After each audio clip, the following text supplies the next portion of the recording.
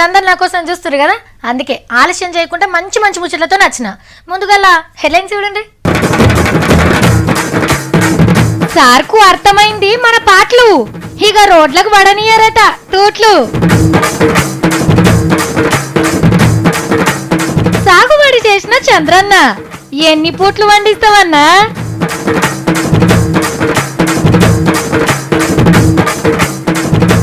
సుక్కకు దూరమైన అమ్మ భక్తులు ఎరేటిగా చదువుతున్నారు సూక్తులు. యోగాల మునిగిన సత్తి పచ్చి పులుసు పప్పుషారని యారికి చేసి నా యోగా ఆగం చేయకు సాపిట్రక్క. నేను పొద్దరి సంధి యోగా చేస్తూనే ఉన్నా, కడుపంతా ఖాళీగా ఉన్నది, గంట కిందనే తిన్నా నేను. చంద్రాల్ సారు మస్తు ఇద్దరు నేర్చుకున్నాడు.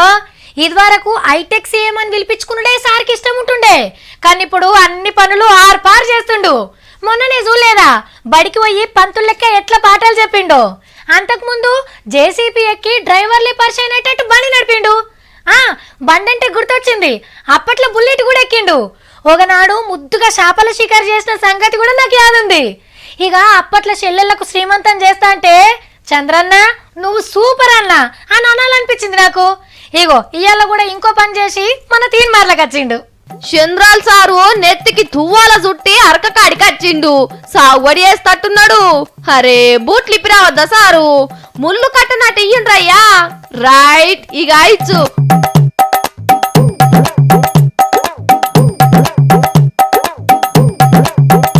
ఓహో ఓలుపటిది అటు గుంజుకపోతున్నది.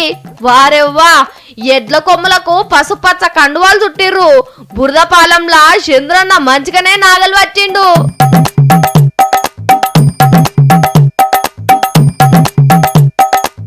ఏ పక్క పొంటురికి రాకుండ్రి ఎట్లు బెదరగల్లా. కొండ్ర సక్కగా పట్టారు, తోడర్కలు కూడా బాగానే కట్టిండ్రు వెనక మరలా. పొలం జల్దిగా మెదిగినట్టేగా, గోరు కూడా కొట్టాల్సిన అవసరం లేదు చంద్రన్న దున్నితే.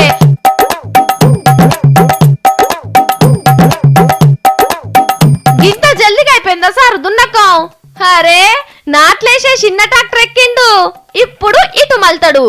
సక్క మునుం బట్టి దోలుతుండు, గంతే ఒడిగానే దోలుతున్నాడు సారు.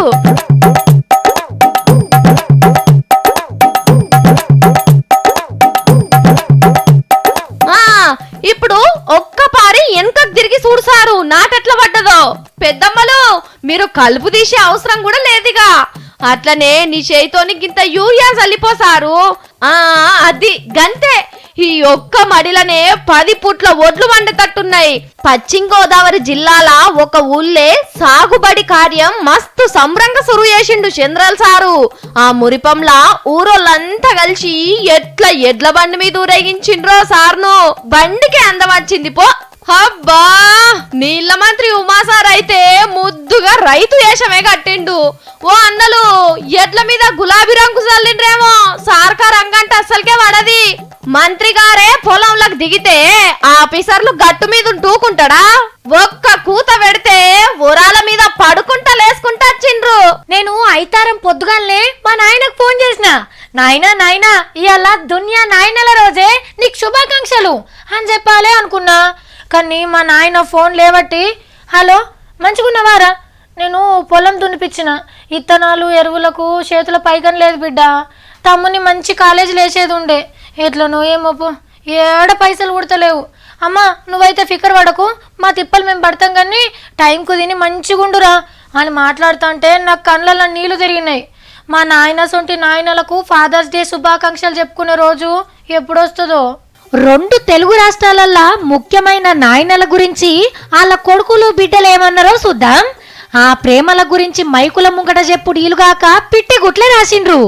ఫస్ట్ మన రామారావు సార్ ఏం రాసిండంటే, నేను నాయనైనాకనే మా కోసం మా నాయన చేసిన త్యాగాల ఇలువ తెలిసింది అన్నాడు. డాడీని గట్టిగా అమురుకున్న పోట్వా. డాడీతోని ఈయనను డాడీ అని పిలిచే పిల్లల పోట్వలు పెట్టిండు. ఇక కవితక్క, నాయనే నాకు హీరో, నాయననే నాకు తొవ్వ చూపించే సుక్క, నాయనే నాకు ఆదర్శం అని అమ్మా నాయనలతోనున్న పోట్వని అంటు పెట్టింది. ఇక వీళ్ళ తమ్ముడు అదే చిన్నబాబు లోకేశానికి కూడా కొడుకు పుట్టినాకనే నాయన ప్రేమ ఇల్వ తెలిసిందట. ఇక సచ్చి సర్గంలున్న రాజన్నను యాద్ చేసుకొని నా జీవితంలో ఏడికి పోయినా నాయనే నా తోడుండేటోడు, నాయనే నా గొంతు, నా మీదుంచిన నమ్మకమే నాయన నాకిచ్చిన పెద్ద గిఫ్ట్ అని రాసి అందరికీ శుభాకాంక్షలు చెప్పిండు. మీరు ఇవాళ నాయనలకు ప్రేమతో అని ఎట్లా మురిసిపోతుండ్రో, కొడుకుల రోజని ఒకటి పెడితే మీ ఎదుగుదలను చూసి ఇంతకు 10 రేట్లు కొడుకులకు ప్రేమతో అని వాడుకుంటారు. దేవుడా, 4 శినుకులు దుల్పరిచినాయో లేదో, గల్లీలన్నీ చిత్తడైనాయి, మురికి గుంటలు తేలినాయి కొన్ని జాగలల్లా. ఏడికాడికి డాంబర్ కొట్టుకుపోయింది. గంట సేపు బండి మీద తిరిగి కింద పడకుంటే ఇంటికి వస్తే అదే 10,000. ఆగో, అంత అద్మానం తయారైతున్నాయి మన హైదరాబాద్ రోడ్లు. ఇక ఆనలు జోరు అందుకున్నానంటే మనకున్నట్టే పోన్రి. మనం మొన్ననే చెప్పుకున్నాం కదా పట్నం సడక్ల సక్కదనం, మనకే అనుకున్నాం కానీ మంత్రి కేటీఆర్ సార్ కూడా అట్లనే అనిపించిందట.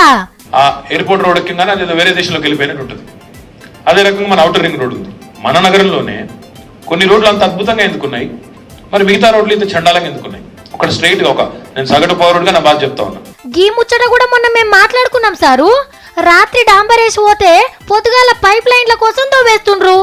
ఇంకో వారానికి ఇంకొకరు వచ్చి భూమిలో వైర్లు గుంచాలని మళ్ళీ ఇంత బొందదోడిపోతుండ్రు సారు. ఎప్పుడు ఇట్లా పనులు నడుస్తూనే ఉంటాయి, కాంట్రాక్టర్ల చేపులు నిండుతూనే ఉంటాయి. దీనికి మీరే ఏదైనా ఉపాయం చేయాలి సారు. మంచి క్వాలిటీని మెయింటైన్ చేసే కాంట్రాక్ట్ సంస్థలకు, ప్రైవేట్ సంస్థలకు ఇచ్చేయండి సార్. ఇచ్చేసి ఈ జోన్ నువ్వు మెయింటైన్ చేయాలి. అక్కడ ఏం జరిగినా, చిన్న నొక్కుబడ్డా నీ బాధ్యత, డిఫెక్ట్ లయబిలిటీ మొత్తం నీదే అని అప్పచెప్తే ఈరోజు అవుటర్ రింగ్ రోడ్ ఎట్లా ఉందో, ఆ ఎయిర్పోర్ట్ రోడ్ ఎట్లా ఉందో అదే పద్ధతిలో మన రోడ్లు కూడా హైదరాబాద్ లో ఉంటాయి సార్. అబ్బా, గా పని చేయండి సారు. ప్రైవేటోళ్ళు అయితే ఏంది, గవర్నమెంట్ వాళ్ళు అయితే మాకేంది. ఈ రోడ్ల మీద ఉయ్యాలలు కూడా జండు బాంబులు రాసుకున్నాడు తప్పితే చాలు. ఏమైందో ఏమో, 5 రోజుల సంది మా దోస్తు నాకు ఫోనే చేస్తలేదు, నేను చేసినా కూడా ఎత్తుతలేదు. అరే ఏమైంది, ఎందుకు ఇట్లా చేస్తుంది అని నాకు డౌట్ వచ్చి కొత్త నంబర్లకి వెళ్ళి ఫోన్ కొట్టినా. అప్పుడు ఎత్తింది. ఏందే, నా ఫోన్లోకి వెళ్ళి ఫోన్ చేస్తే ఎందుకు ఎత్తుతలేవు అని జరంత గట్టిగానే అడిగినా. అప్పుడు చెప్పింది అస్సలు ముచ్చట. ఈ నడుమ ఆమె ఒక టూర్కి పోయింది. ఇక టూర్కి పోతే ఫస్ట్ చేసే పని ఏందో తెలుసు కదా, టిక్క సెల్ఫీ పోటోలు దిగుడు. ఆ పోటోలను తెచ్చి ఫేస్బుక్ లాంటి పెడితే నేను లైక్ కొట్టినా కానీ సూపర్, కేక, నైస్ పిక్కు అని మెసేజ్ పెట్టలేదని కోపమట. ఇక ఏమనాలా చెప్పుండ్రి. మనిషికి తిండి ఎంత ముఖ్యమైందో సెల్ఫీ పోటోలు కూడా అట్లయినాయి కొందరికి. యాడున్నా టిక్క సెల్ఫీ పోటోలేనాయే. ఇట్లా ఎక్కువ దిగితేనట చర్మ రోగాలు వస్తాయట. పడుచు పోరగాళ్ళు కూడా పండు ముసలోళ్ళ లెక్క కావచ్చునట. ఇంగ్లాండ్ అనే బయట దేశంలో సెల్ఫీలు తీసుకున్నోళ్ళ మీద పరీక్షలు చేస్తే గీ ముచ్చట బయటపడ్డదట. కానీ సెల్ఫీలు దిగితే రోగాలు వచ్చుడు కాదు, సెల్ఫీ పోటోనే ఒక పెద్ద రోగం. పీనుగు ముంగడ నిలబడి ఒకడు, పాడెత్తుకొని ఇంకొకడు, పాముతోని అయినా పందితోని ఈమె. ఇక గీ హీరోని చూడుండ్రి, లారీకి కార్ నలిగి పోతే నిలబడి సెల్ఫిస్ట్ ఫోటో దిగుతుండు. సైకిల్ మీదకెళ్ళి వాడి ఒకడేడుస్తుంటే ఇస్మైల్ ప్లీజ్ అనుకుంటే ఇటు సెల్ఫీ కొడుతుండు. పెయ్యి మీద బట్టలేని సాములు కూడా సెల్ఫీలకే ఎగబడిరి. తిన్నా, తాగినా, ఏడ్చినా, నవ్వినా, దగ్గినా, ఆనందం, కోపం, బాధ ఏదొచ్చినా సెల్ఫీనాయే. చూస్టోనికి ఈ కారం అనిపిస్తుందా, ఓ కారం వస్తుందా అని అస్సలకే పట్టించుకోరు. ఇక మరి ఇది రోగం కాకుంటే ఇంకేంది. 1000 అయ్యవారు ఎంత ఇంకులా అన్నా దొరకడు. మరి అలా మా అయ్యవారు ఏ లోక కళ్యాణం ముంగటేసుకున్నాడో. పొద్దున్న దాకా మేఘ చేయాలి. సతీ, మేఘ కాదురా, యోగా. నాకు తెలియదు అనుకుంటున్నావా? యోగానే. అక్కయ్య గారు తీన్మారు వార్తలు చదువుతున్నది సాఫిత్రి, పొదటి సంధి యోగా చేస్తున్నది సత్తి. అరే ఏందిరా అది, కళ్ళు తెరుచుకుంటా మూసుకుంటా గడుకోపారి తినుకుంటా యోగా చేస్తున్నావా? గింత కూడా రీతి లేదు నీకు. ఈ ప్రపంచంలో కళ్ళు తెరిచి నిర్రబోయే జీవరాశులు ఎన్నున్నాయో ఎరకనా? ఉదాహరణకు షాఫ, అది కళ్ళు తెరిచింది కాబట్టి నిర్రబోనట, నేను కళ్ళు మూసుకున్నా కూడా నిర్రబోయినట. గప్పాలతోని గంపంతా నిండితే పొద్దున్న దాకా నేను కూడా మస్తు చెప్తా. 1,00,00,000 రూపాయలు ఇస్తే 10 కోట్లు అయితే అని బాబాలు చెప్తే నమ్మే వంకర దమాకులు ఉన్నాయి కాబట్టి యోగా చేస్తే చక్కగా పని చేస్తుంది దమాకు. అందుకే ఇట్లా చేస్తున్నా. సాఫిట్రక్క గారు, ఇప్పుడు ఒక ఆసనం, ఇదేంటిదంటే నమ్మాలి మీరు, సీనుగా ఆసనం. హాయిగా ఉంటే నిద్రపోవాలి. ఎవరన్నా అనుకుంటారు ఇది బతుకున్నదా చచ్చిపోయిందంట. మనం మాత్రం డిశ్చార్జ్ కావద్దు. కళ్ళు మూసుకొని కాళ్ళు దగ్గరికి పెట్టి చేతులు పొట్ట మీద పెట్టి ఆకలి అయిందో లేదో టెస్టింగ్ చేసుకుంటున్నా. ఆ, నీ దిమాకు రైలు లెక్క ఆగిటట్టే లేదు కానీ అడుగో అరుగు మీద గోధుమలార పోసిన ఆనశింకులు వచ్చినట్టున్నాయి. జరదీ పోపో. ఎక్కువ ఉల్రతం వల్ల నీ దమాకులున్న నరాలు దారం పోగులు లెక్క దిగిపోయే అవకాశం ఉన్నది. ఎందుకు ఉల్రుతావు? యోగా చేసినచో మీకు మనస్సు ప్రశాంతముగా ఏర్పడవచ్చు. ఎంత ప్రశాంతంగా అంటే నాకు కూర్చునబెట్టి మంచిగా బువ్వ వడ్డించేటంత ప్రశాంతత వస్తుంది. నెత్తి మీద ఒక్కడు గుద్దుతినంటే బొడుసు కట్టాల బిడ్డ. నాకు ఇంతగానో కోపం వస్తా అంటే ఇంతగానో తిడతా అంటే నీకు అసలేదారా కోపం? పొద్దుటి సంధి యోగా చేస్తున్నా కదా అక్కయ్య గారు, అందుకే నా కోపాన్ని ఇట్లా గాలిలో వదిలేస్తున్నా. అవునా, నీ కోపం గాలిలో కలిస్తే నా కోపం గట్టిలో కలవాలా? ఇంత సీమ గరిచినట్టు అయితే లేదురా నీకు? నీ కోపాన్ని పరిష్కించి చూసినట్టయితే 100 రూపాయల కోటర్ సీస కొనుక్కొచ్చి కిందొలక పోసి అందులో గ్యాసును పోసి దీపం ముట్టించినట్టున్నది నీ కథ చూస్తుంటే. ఒరేయ్, దీపం లేదు గీపం లేదు, యోగా బంద్ పెట్టుకుంటే ఈ వారం అంతా పచ్చి పులుసే బిడ్డ నీకు. పచ్చి పులుసు పప్పుషారని యారికి చేసి నా యోగా ఆగం చేయకు సాపిట్రక్క. నేను పొద్దరి సంధి యోగా చేస్తూనే ఉన్నా. కడుపంతా ఖాళీగా ఉన్నది, గంట కిందనే తిన్నా నేను. సరే సత్తి గారు, ఇప్పుడు యోగా చేస్తే మీకేమొస్తుంది? యోగా చేస్తే భారతదేశం గర్వపడుతుంది, దునియాలో మస్తు పేరు వస్తుంది. సెంటర్ సర్కార్ అదొక్కటే కదక్క మన అందరికి ఇచ్చింది. ఆహా, సరే గాని ఇప్పుడు నీకు యోగా చేయమని సలహా ఇచ్చింది ఎవరా? ఓ సాపిట్రక్క, దునియా మొత్తంలో అందరు సాఫలు పరుచుకొని యథార్థంగా కూర్చొని యోగా చేస్తున్నారు, నన్ను చేయొద్దంటావు నువ్వు? అయ్యో, అది మనకు కాదు తమ్మి. మనం ఎట్లయినా పొద్దుటి సంధి పొద్దుమిక దాకా తిప్పలు పడతాం కాబట్టి మనకు యోగాతో పని లేదు. మనం చేయకుంటే రాముడు దేవుడు బాబా సారు ప్రధాన మంత్రి సార్ ఇద్దరే చేసుకోవాలి యోగా. మన అందరం కలిసి చేయాలి. అమ్మా నిరాసనం ఉంటే మంచిగా ఉండు, తెల్లని దాకా చేస్తుంది. అసలు యోగా బాగా ఒత్తిడి ఉన్నోళ్ళు ఉత్తుత్తగానే టెన్షన్ పడేటోళ్ళకి అవసరం రా, నీకెందుకు? ఆటోలలో ఎక్కువ వస్తుంటే గుంతలాలు ఎత్తేసి నడుములన్నీ పాడైపోయినాయి, గుంజుతున్నాయి. యోగా చేయవలసిందే. టెన్షన్ ఏహే, నువ్వు అనుకునేది కాదు గా ఒత్తిడి అంటే. అయినా నీకు టెన్షన్ ఏంది? నీకు యోగా ఎందుకు రా అసలు? ఇక రాముడు దేవు బాబు సారు ఎన్ని తీర్ల ఎగురుకుంటా చూపిస్తాడో యోగా, డాన్సింగ్ లెక్క. చిపా, నీకు చెప్పు, నాతోని కాదు. యోగా మన సొంతం అక్క, మన బతుకు తెరువు, చేయకుంటే ఎట్లా? సరేరా బాబు, యోగా అంటే మన దేశ సంస్కృతి సాంప్రదాయం అని నేను నమ్ముతా గానీ నువ్వైతే గా ఆసనాలు బంద్ పెట్టు. నరం బెనికితే నాకే తిప్పలయ్యేది. ఆసనాలు ఏమో గాని కమ్మగా ఆసన వస్తుంది. ఆ ముట్టా కొలిగిన ఫలాబు అంటున్నా రాయండి, నేను పోతా. ఏమన్నారు, తినమంటారు నన్ను. అమ్మో సాఫ మర్చిపోయినా, మళ్ళా మా పతిలో వరుసుకోనికి లేరు నాకు. అమ్మయ్యా, పోరా బాబు పో పో. దునియా యోగా డే లెక్క అందరికి చదువు కోసం ఒక రోజు, మహిళల రక్షణ కోసం ఒక రోజు, పబ్లిక్ అందరికి ఉద్యోగాలు ఇవ్వాలని ఒక రోజు, అందరు తిండి తినాలే, ఆకలితో ఎవ్వరు ఉండొద్దని ఇంకొక రోజు, అసలు మొత్తానికే రైతులు బాధపడొద్దని రోజొస్తే మంచిగా ఉంటుండే కదా. మాటలతోని కాకుండా లీడర్లు అప్పుడప్పుడు తీన్మార్లకు అద్దమని గమ్మత్ పనులు చేస్తుంటారు. ఎలక్షన్లప్పుడైతే ఎన్ని వేషాలు కడతారో మనం ఎన్ని మాటలు చూడలేం. ఇట్లయితే మస్తు పబ్లిసిటీ వస్తుందని వాళ్ళ నమ్మిక. లీడర్లు తమాషాలు చేస్తుంటే చూడాలని మనకు కూడా ఉంటది కదా. మరి ఒకసారి ఏమో చేస్తాండు, చూద్దాం పండ్రి. పొడుగు కెమెరా వాటిన ఎవరనుకుంటాండ్రు? ఆంధ్ర చదువుల మంత్రి గంటా శ్రీనివాసరావు సారు విశాఖపట్నంలో వీడియోలు తీసేటోళ్ళంతా పెట్టిన ఒక మీటింగ్ లా గిట్ల కెమెరా పట్టిండు. ఆడ జరుగుతున్నదో ఉత్తుత్తు పెండ్లి.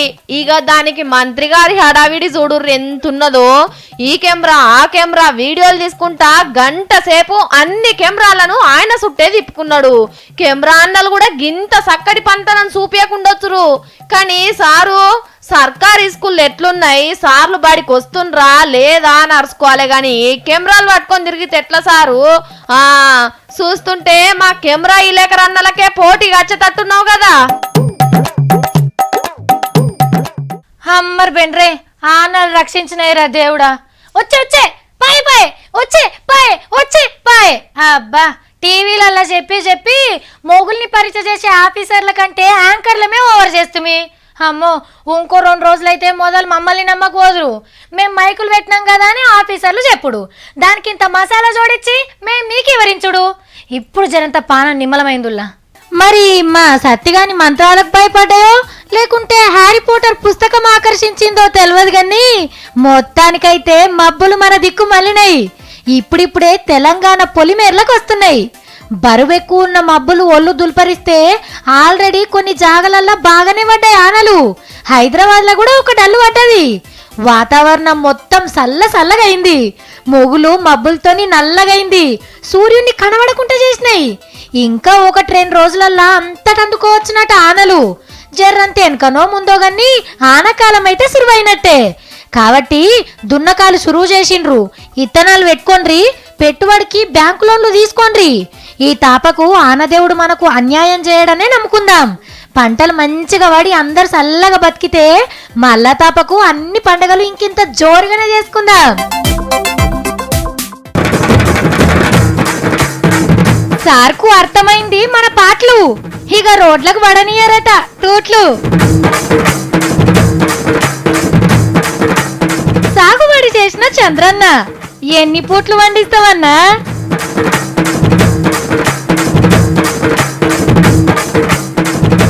సుక్కకు దూరమైన అమ్మ భక్తులు ఎరేటిగా చదువుతున్నారు సూక్తులు. యోగాల మునిగిన సత్తి పచ్చి పులుసు పప్పుషారని యారికి చేసి నా యోగా ఆగం చేయకు సాపిట్లక్క. నేను పొద్దర్సంది యోగా చేస్తూనే ఉన్నా. కడుపంతా ఖాళీగా ఉన్నది. గంట కిందనే తిన్నా నేను. వార్తలు అయిపోయినాయి. నేను రేపు మళ్ళీ ఇంకిన్ని ముచ్చట్లతో మళ్ళా కలుస్తా. నమస్తే, టాటా.